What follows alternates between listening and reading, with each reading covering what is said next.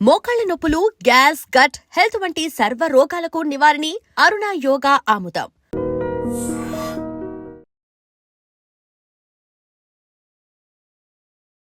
నమస్కారం అండి. నా పేరు డాక్టర్ ప్రవీణ్. సో, హెచ్‌బీఏవన్సీ టెస్ట్ అంటే ఏంటి? అసలు ఇది ఎక్కడ ఎక్కువగా పనిచేస్తుంది? దీన్ని మనం టెస్ట్ ఎందుకు చేయించుకోవాలి? దీనికి సంబంధించిన కొన్ని వివరాలు తెలుసుకుందాం. ఇప్పుడు మధుమేహం గురించి అంటే డయాబెటిస్ గురించి అందరికీ తెలిసే ఉంటుంది. అయితే ఈ డయాబెటిస్ ఉందా లేదా? మనకసలు ఈ డయాబెటిస్ ఉంది అని మనం ఎలా తెలుసుకోవాలి? దీనికి సంబంధించి మనం ఏవే టెస్టులు చేయించుకోవాలి? ఇక్కడ ఇలాంటి పరిస్థితుల్లో మనకి హెచ్‌బీఏవన్సీ అనేది మన ముందుకొస్తుందనమాట. హెచ్‌బీఏవన్సీ అంటే ప్రైమరీగా క్రితం 3 నెలల నుంచి మన షుగర్ ఎలా ఉంది అని చెప్పే టెస్ట్ అండి. సో, బేసికల్లీ మనకి ఆర్‌బీసీ రెడ్ బ్లడ్ సెల్ అంటాం. అంటే మన ఎర్ర రక్త కణం ఏదైతే ఉంటుందో దాని మీద కంటిన్యూయస్‌గా షుగర్ డిపాజిషన్ అనేది జరుగుతా ఉంటుందనమాట. నార్మల్‌గా మన ఆర్‌బీసీ కణాలు సుమారుగా 90-120 రోజుల పాటు బతుకుంటాయన్నమాట.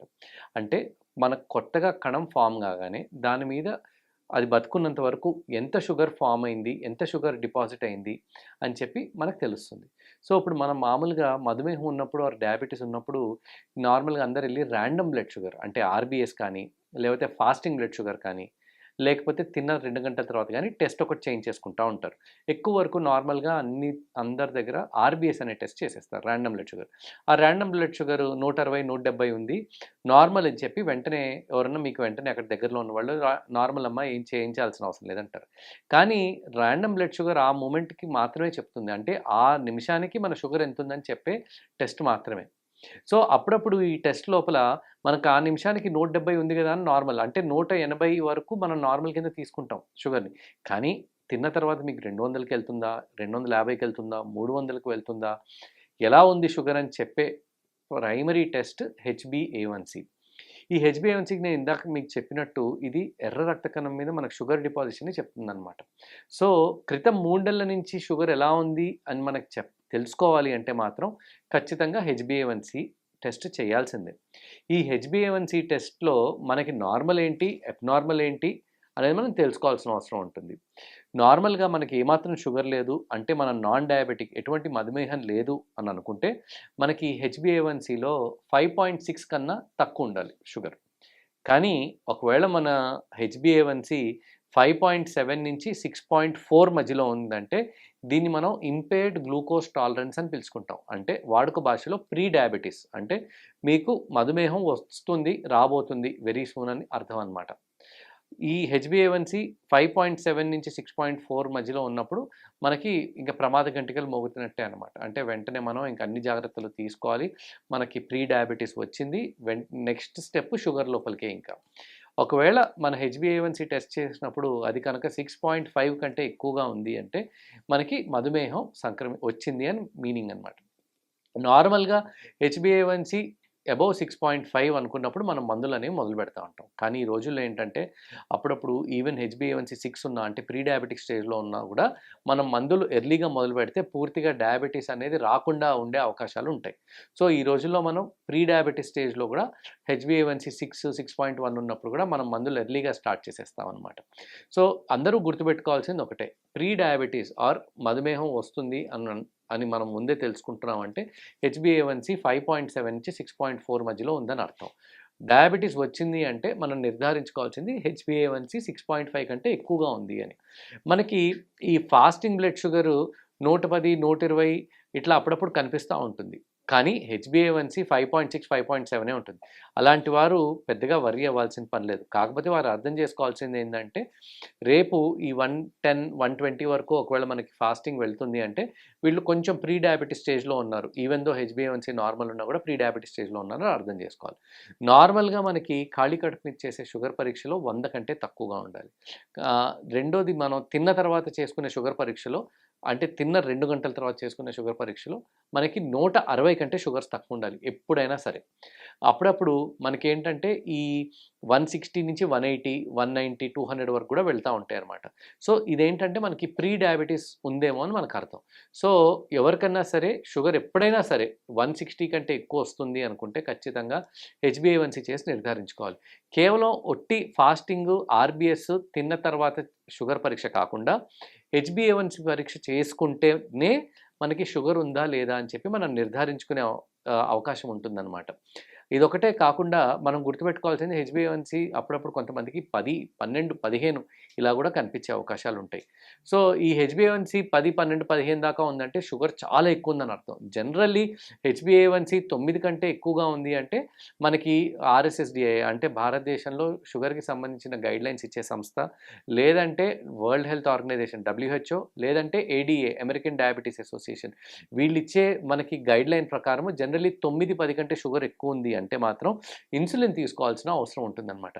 కేవలం RBS మీద ఫాస్టింగ్ మీద మనం ఇన్సులిన్ ఇవ్వాలా, టాబ్లెట్స్ ఇవ్వాలా అని నిర్ధారించే అవకాశం ఉండదు.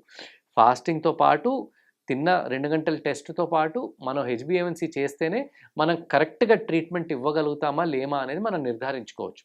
సో అందుకోసం హెచ్బిఏవన్సీ ఎంత ఉంది అనేది మనం ఫాస్టింగ్ పరీక్ష, తిన్న తర్వాత పరీక్షతో ఖచ్చితంగా చేయించుకోవాలి.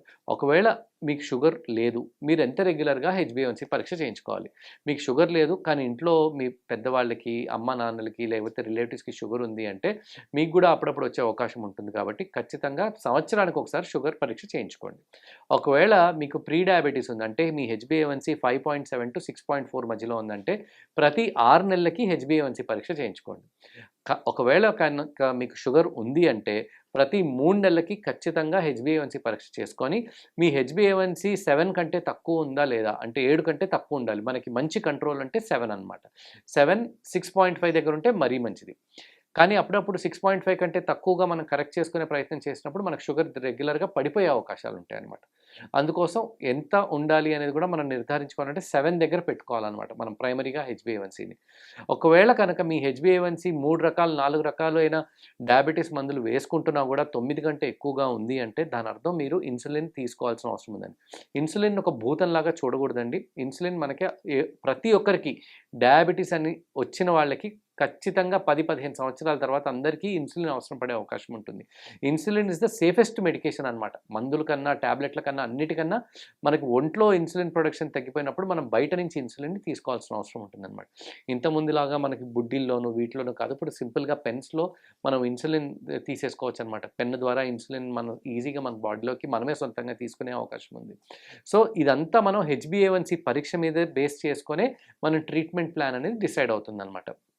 సో ఎవరికైనా సరే హెచ్బిఏవన్సీ 9 కంటే ఎక్కువగా ఉంది అంటే వెంటనే మీ ఫిజిషియన్ని కన్సల్ట్ చేసి మీ హెచ్బిఏవన్సీని 7కి ఎలా తెచ్చుకోవాలనేది మీరు ఫస్ట్ ఆయనతో డిస్కస్ చేసి మీ హెచ్బిఏవన్సీని 7 కంటే తగ్గించుకోండి.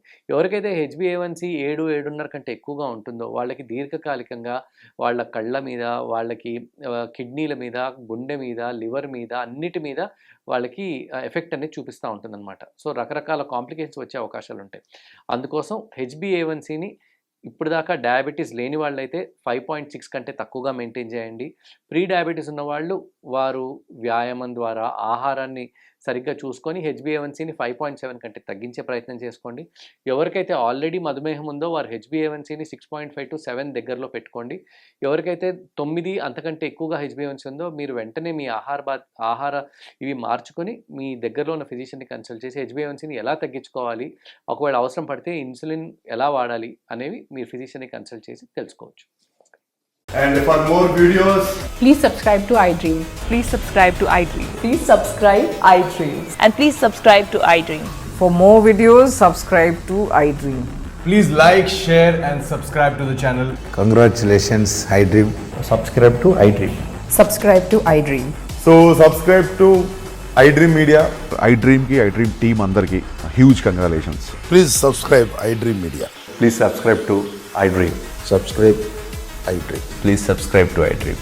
iDream అంటే నా కళల ఛానల్ను సబ్స్క్రైబ్ చేసుకున్న నోరు తిరుగుతలేదు, మీరైతే గంట గుర్తు కొట్టండి. For more such videos, please subscribe to iDream. Subscribe to iDream. Please subscribe to iDream. Please subscribe iDream Media. Please do subscribe to iDream. Please subscribe to iDream Media. For best entertainment and information, please subscribe iDream. And don't forget to subscribe to iDream.